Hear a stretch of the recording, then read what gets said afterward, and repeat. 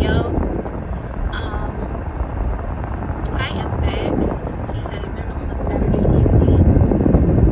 This will be my last video for today. I've been pretty consistent in sending out videos. So anyway, I wanted to come back and talk to you guys about this new president. He's not really new, 2.0 president. The second round of this president. Y'all let me know if y'all see what's really going on. But we had some farmers, right, that had immigrants working on their farm, and some of those immigrants got detained, and they were sent back. And the farmers is like, "What am I going to do? Oh my God! I didn't know that this was going to happen. Oh my God!" Even though he had been saying everything he was going to do, but I guess maybe they weren't concerned about the citizenship, or maybe they weren't concerned about the temporary visas. They didn't check to see if the immigrants had asylum or anything had gone through. So anyway, our president came on air, and I watched the news faithfully. I watch the news like every single day, day in, day out. In the morning time, when we wake up, the next morning something new has already popped. He signed another executive order that we don't know about, right? Our president said, "I'm going to allow you guys to purchase your pathway to citizenship." Not citizenship, but catch my words. Pathway to citizenship is never what he says, it's always what he does not say. Always remember that. You have people that go around answers, they're trying to distract you. They never can give you a straight answer. Although they think they're tricking you and making you believe that they're giving you a straight answer, but actuality, they're dancing around it. No, it's never what he says, it's always what he does not say. So he says, let me be clear, it's not citizenship. He did say this for sure. He said it's a pathway to citizenship, because if we were allowing them to purchase citizenship, then we would have to go through Congress. In other words, we're not waiting on Congress to get this done. We need our money back. So in other words, we're going to kill two birds with one stone, right? We're going to allow these same billionaires or millionaires or whoever, if you got enough money, $5 million, I'll let you bring these immigrants back to work for you. Some people be willing to sponsor some immigrants to get them back over here so that their company won't go down, right? He said, I'm pretty sure there are some millionaires and billionaires, some sponsors, we've already had quite a few that's already contacted us to get it done. And I said, okay, so in other words, I'm going to make you pay for having these people over here working for you. I know you got the money. And on top of it, we want our money back for the assistance that they've got, the government assistance. Now, a lady said, illegal immigrants, this was an immigrant attorney came on TV and said, illegal immigrants don't get assistance. Now, maybe she's not aware that some of us do watch the news and we keep up, but in New York, Mayor Adams cut off the funding as soon as Donald Trump got into office, our president, and they said they were cutting the funding to immigrants as soon as they got off the bus and got over here. They had a $600 stipend for food stamps. They were automatically going to get vouchers, housing vouchers. So anybody that lived in the United States was going to get bumped down, and they were going to get bumped up. When you claim to fame that these people were not getting assistance, we already know better. Y'all can't just throw stuff out at us and make us, believe, that we didn't hear what we heard. You're just not going to be able to play rope-a-dope with us, jump rope, double scotch, whatever with us. You're not going to be able to play these games like that. So anyway, we're going to kill two birds with one stone. We'll get them back over here. You're going to pay for them to get back over here. $5 million for a gold card. Sure, sponsor them to get them back over here.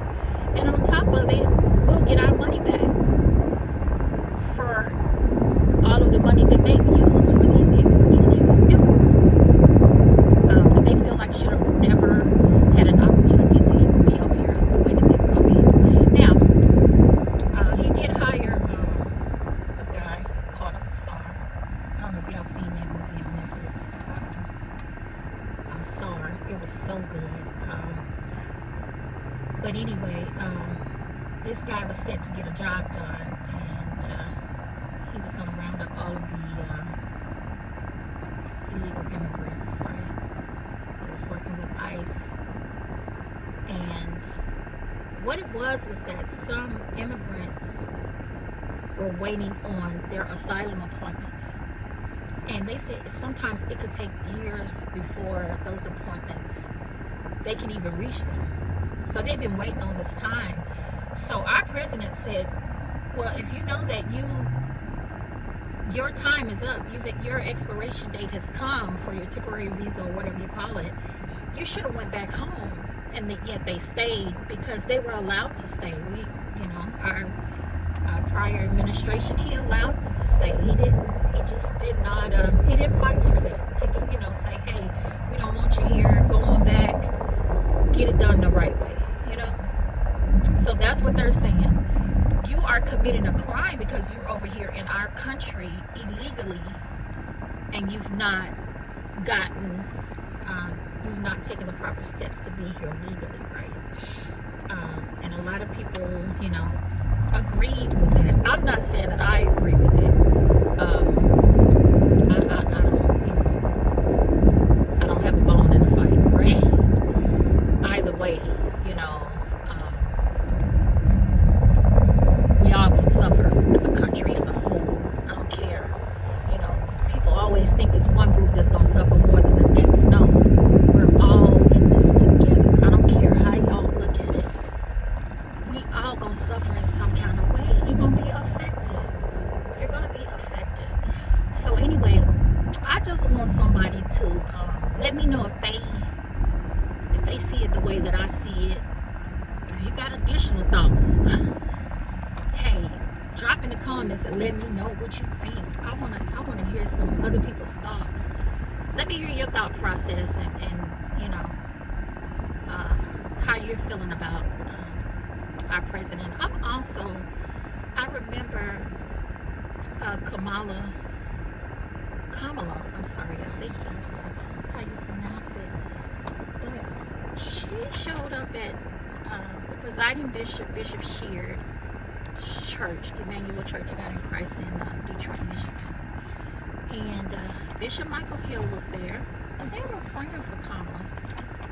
Right before we were getting ready to make the decision and we were getting the votes in, and it was time to say who's getting ready to be the next president, right? She was getting prayer. But if y'all can go back and find this video on YouTube, I paid attention to Kamala because I didn't really know if she was saved or not. I really didn't know. I don't know her faith. I didn't know if she believed in God. Is she a Christian? I never really dug that deep into her history and understanding her background. But she was so nervous when Bishop Sheard and them started praying. She wasn't nervous because they were praying for her. She was nervous because it's almost like she knew something that we as Americans didn't know. It's stuff that they know. I think the Democrats know some stuff, and they just cannot tell us, because if they tell the American people what they really know behind the scenes, we would go into an uproar. Y'all think it's an uproar right now. We would go into an uproar. I'm not saying that they're ever going to release the information. Maybe they're just being really careful about the steps that they're making. They're being strategic about what they release to the nation, how they release it, what information they know, because they always say when you have information, never release all your information. Hold some stuff. Hold it, until the right time to release it, right? Spiritually, those are things that you're supposed to know. But anyway, back to Kamala getting prayed for. Bishop Sheard laid his hands on Kamala. She had her head down. She was praying. She was saying, yes, God. Yes, God. Yes, Lord. She was praying, and she was into it. Bishop Sheard was done with the prayer. She still had her head down, as if to say, keep going, because I need more prayer. It's almost like she was shaking in her bones, like, I know this ain't going right. I feel it. It's almost like she felt it, or maybe she just knew And it's like I say, it's just some things that we don't know. I believe some things are going to be released into the earth. Y'all know 2016 disasters happened when he was, there. Once again, here we go again, 2.0. I'm just going to say, y'all gear up. Hold on to your seats.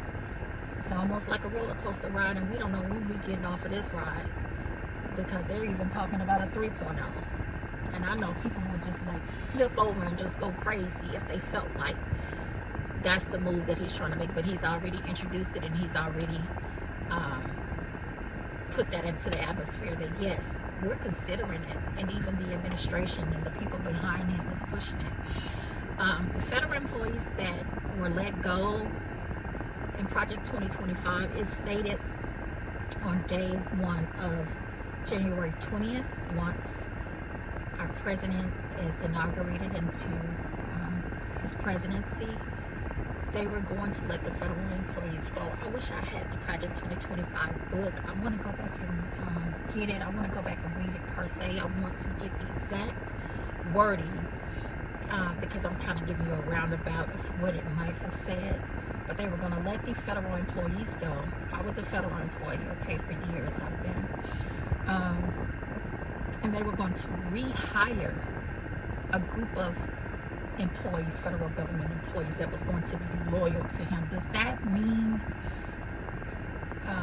they're going to have to make a vow to be loyal to this man?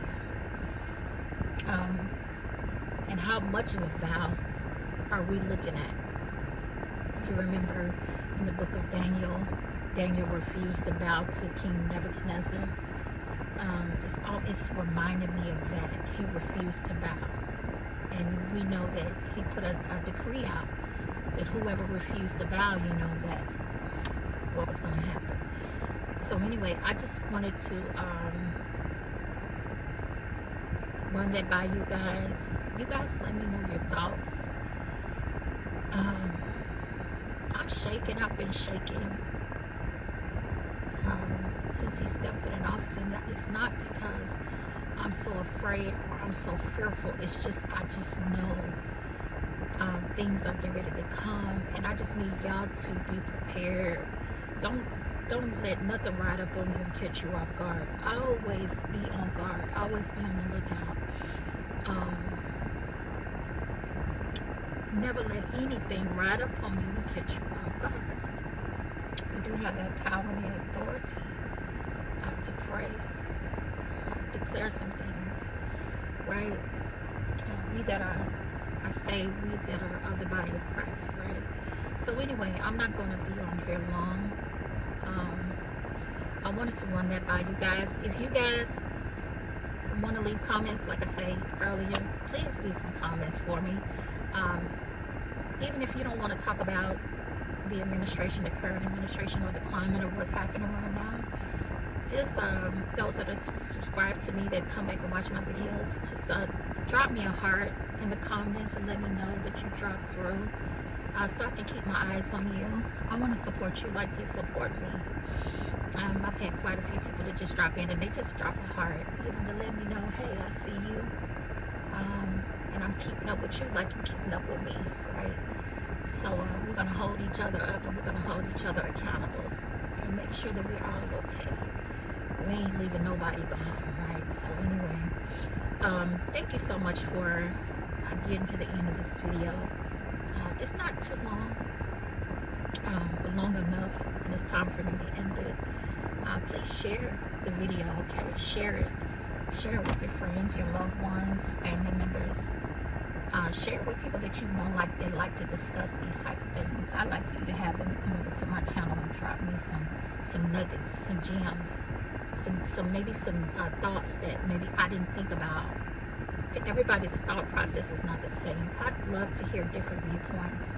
I'd love to hear what people are thinking, how they're feeling, where are their emotions right now, how they feel about the climate. Are we doomed, or are we going to be okay? What's the outlook? How are you feeling about it? But anyway, like, share, subscribe. Please subscribe to the channel. I'll be coming back for more. I have pretty much dropped enough videos, I believe, on today, Saturday, March 8th, 2025.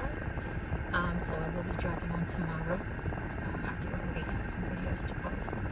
So anyway, it's been lovely. Thank you so much again for getting to the end of this video. You guys have a great rest of your Saturday. Oh, by the way, it is beautiful here in Arizona. It's 69 degrees. The sun is just shining. We got some cool air did come through. We had a cold front came in Wednesday night, Thursday night, Friday. It had rained. And y'all saw that video because I actually did a few clips of me driving in the rain last night on Friday night, March 7th. So we've gotten some rain. Whenever rain comes, and we already know a cold front is actually on the way right behind it. So yeah, we got some winds, it's some cool air, and it's beautiful. It almost feels like Florida when I was in Orlando, Florida, and it was so nice and cool, but warm enough to where not too cool to where you had to have a coat, you know, but the sun was shining to keep you warm. It reminds me of that weather. It's so pretty. But anywho, I'll talk to you guys soon. Thank you so much again. Much love to you. Peace.